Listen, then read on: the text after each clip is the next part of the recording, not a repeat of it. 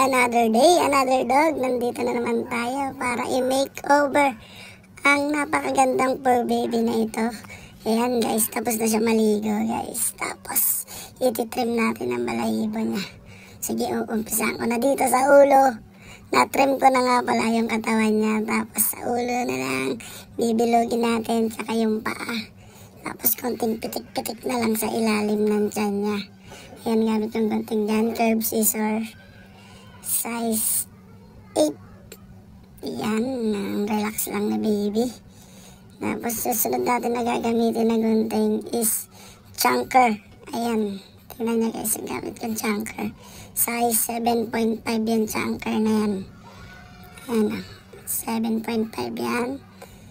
Ayan, ganda. Sarap ipantabas, lalo na pag matalas yung gunting natin guys. Ang sarap gamitin. Tapos ito na ang finished product niya. Ang bilis mo, Dongski. I love it. Pa-like and share naman mga guys kung nagustuhan nyo ang video na to. Bye-bye!